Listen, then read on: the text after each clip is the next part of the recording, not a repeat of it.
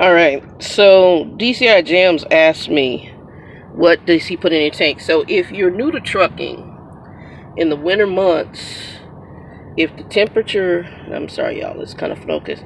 If the temperature falls down, now this is not the only company, but this is the one I mainly was introduced to when I first came into trucking. And I forgot, I think it was Conway, because I drove up into Canada. And so as y'all know, the higher you get in the mountains, the more it gets bad. I never went up there when it was really icy, but I did know that we were prepared for it. And this treats up to 320 gallons. Normally, it says no gelling. You want to use this to treat fuel that's usually not treated. But so here's how it works. It's pretty easy to, I got the light there. So above 0 degrees, 1 ounce to every 5 gallons, 1 bottle for 320 gallons. Below 0 degrees, 1 ounce to every 2.5 gallons, 1 bottle to 160 gallons. So what you need to know is normally each of your fuel tanks is 100 a piece, about 200 gallons. So I usually would say if you're here, I usually do it this way: 1, 2, 3. Okay, that's how I do it. So since I'm a reefer driver, the first thing I did was I put about the reefer is usually about 50 gallons. So I put about this much in the reefer. And I put this much in the truck in one tank and then this much in the other tank. Because they said it was going to get down to 17. Now, if you fuel in places like Nebraska or where it's cold, the fuel is normally treated. But because my fuel was mixed, I went ahead and I have 2 bottles of this. But I had the company reimburse this. If you're a company driver, reimburse for it. And I went in and bought 2 bottles. So one to put in a side box, and then one I used today already, because it's supposed to get down to 17, and so usually they say about 15 or so. So I went ahead because I had mixed fuel from Texas. I'm gonna turn this around. Hold on, y'all. I'm trying to put y'all up a little bit higher. I gotta stop at a TA. Ah, crap. So I'm having to finagle stuff. Stay. All right. Let's stop at a TA because I have like magnets, but I have this thing that holds this. And for whatever reason, usually you push it like this. All right. So this is what I'm showing you. DCIJams on the 411. He's newer to trucking, so he's a newbie. And this is his first winter because he's in Florida in a truck. So, guys, if it's winter time, you got snow. Howie's is one, but this is not the only company. There's anti-gel in there. This is the one I was familiar with from when I was with Conway. And so, you know, they've been putting notices out here to these babies, but these babies don't know winter. I was trained in winter months when I first started. To me, the best time you can learn to drive a truck is in the winter months. If you can get a trainer who's willing to do it. I would not train in winter months. I just wouldn't. I mean, if I was training again, I would not. I would take myself off the training list during the winter months. But then I don't change, so I guess I could. But I would be, with the drivers I had on here, I would be too concerned with them not being able to handle it. At least from this company. But anyway, this is a diesel treatment. And what it does, so if your fuel gets too cold, it can gel, which then means the truck won't run. So tonight is supposed to get down to 17. It was a good thing I did get off the road because they did shut I80 down over here in Nebraska. I'm between Omaha and North Platte is where I'm at. So that whole area is pretty much shut down for tonight. It was funny because I was like really not wanting to get out the truck after I had parked. And I was procrastinating. And I was like, I got to get out and put fuel in. And I started researching the weather. I'm like, I'm going to have to put fuel in it. I'm going to put gel in here. So part of my fuel I bought in Texas. Well, I didn't buy it, but it was put on my cart at our terminal. Well, I know that fuel ain't most likely treated. And then the other portion was just put on in here in Nebraska. Then the trailer I picked up off the meat company's yard, so I don't know if the fuel was from here or not. But because it's going to get cold, I need to treat that fuel too.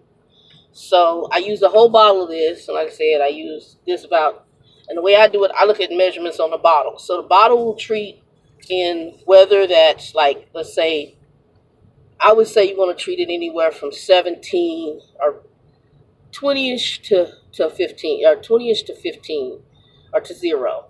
And I would treat that to, I would do like in thirds, so to lose up the whole bottle. Because it basically says 320 gallons. That's when it's like under zero, like between whatever and 0. But when it goes to the negatives, then you might as well, I would just cut this bottle in half and say half in each tank. That's what I would do.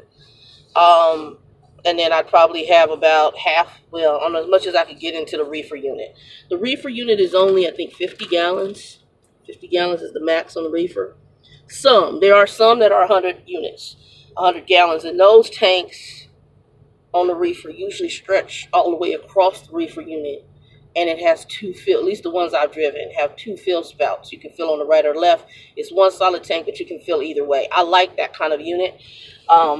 But it is a lot more, you know, if you're driving your owner op, that'd be kind of expensive. But if you at least have fuel, especially if you're dropping it. But yeah, so I treated all the fuel, so we should be good for the night, because I got treated fuel here at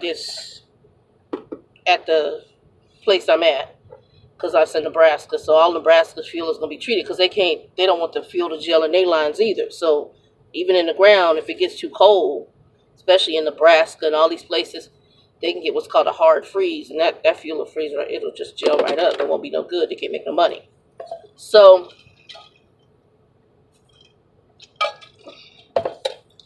I did that 90 test. I went ahead and got a shower, but I was gonna just go in and grab some. They had these things like turkey wings that they cook just like chicken wings with the seed, you know, the hot wings. I was gonna get that, but I got that in a pizza, and it was like a taco pizza. So and I ate part. I sat down in the restaurant, and I knew things were bad, because when I walked in, and they were talking, it's like, yeah, they shut I80 down. The guys were they're trying to talk about how to get home, because that's what they're using. And right now, then all of a sudden, it was got a ton of people up in there. So everybody who's getting detoured off the freeway, because 80 is shut down. So follow your guts in this industry.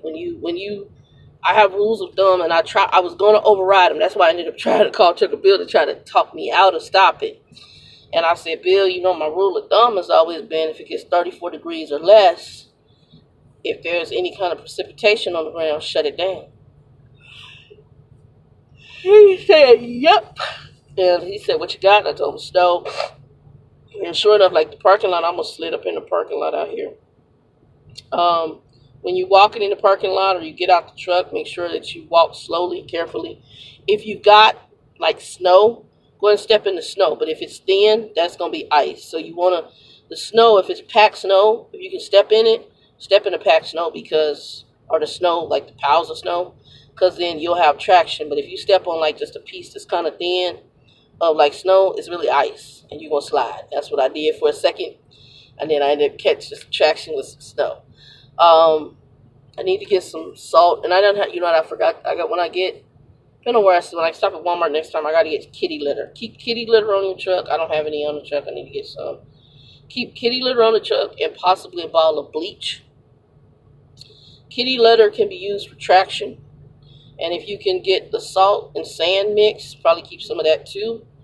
On my steps, I had to jump out and do the bungee cords, because your steps are metal, so with that snow, which turns into ice, it's just slick conditions. When I was with TV Watcher Girl, I almost slid on her steps. So what you can use is, you can usually get those grass things, but this ain't my truck, and it ain't a truck that I want the truck where I put refrigerator and stuff in. But the bungee cords, you can use the bungee cords opposed to the grass pieces. And so I have bungee cords, and I showed y'all in an earlier video from last year how I took the bungee cords and put them across, because that rubber is traction, so it serves almost the same purpose as the grass mats. So do that. Make sure you do that, DCIJams. So, and I showed you in an earlier video. I'm not going to do it in this video because it's cold outside right now. But y'all go back to my video where I think I was talking about TV Watcher Girl, and the one before, my TV Watcher trainer. I think it's either one before or one afterwards, and I showed y'all like some winter tips. One of them is those bungee cords. Take the bungee cord, stretch that bungee cord across, and basically use that bungee cord to go across your stair. And then when you climb up in your stair, you have some rubber traction, especially in snow, which can turn into ice overnight. So when you step out, you may slide your ass down them stairs or falling, climbing in or out. So I did go eat dinner, and as I was sitting here in the truck, the first sign that there was a problem was when I saw the truck with the, what do you call it, the snow mover truck, the regular size snow mover truck, and the salt on the back of his truck. It's just, you know, regular pickup. And I figured he was doing the parking lot. So then when I went inside and they said I80 was closed, and I'm sitting there eating my wing, and I see the big, like, caterpillar size snowplow, I was like, oh, it's bad. See, and I would have been stuck on U.S. highways, and this all was pushing down into Kansas. So everything happens for a reason, and God is good. So got my shower, got back to the truck, getting ready to probably pop in a movie or something, either through the phone or through my laptop, and then head my ass to bed. But I'm going to chill out. So it's been a long day. Peace, 2 and 2. Oh, and when you go to head out DCI, if you're in weather like this, or whoever, if you're in weather like this, I don't head out first early in the morning. Going to sleep in. Reason you don't, because it's extremely cold in the morning, and that means that the ground is going to be more black ice on the ground. My rule of thumb is head out after 9:30, 10:30 in the morning, because if the sun is up, the warmth plus the treatment, the salt, and that usually gives them more time, it will have the road to where you can drive it. And just take it slow. Take it slow. With the sun beating on the ground, you should be straight. So I'm going to slowly head my behind. Hopefully tomorrow, if everything is good and we don't have the snow tomorrow, head my behind southbound and try to get through Kansas, because I'm going to be all U.S. highways dropping down into New Mexico and then into Texas. So anyway, I was going to show you pictures of Grumpy Smurf, but I don't think I'm going to get by there. I'm going to go straight through, because I got to deliver this load hopefully on Monday at 8 in the morning in El Paso. I would have been so much ahead of the game. Oh well. Y'all be blessed. 2 and 2. Forgot to explain the bleach. So, popcorn. The bleach, you can use it, although it's not the best thing, but it does work. Pour it on the tires. There's a chemical reaction with the rubber, and it gives you grip. So you can use that. I would say that's the last ditch effort, because if you do that, your tires are going to wear faster, because there's a chemical reaction with the rubber. So, but it will give you grip, kind of like a gooey grip. So just a heads up, that's what the bleach is for. I forgot to add that. 2 and 2.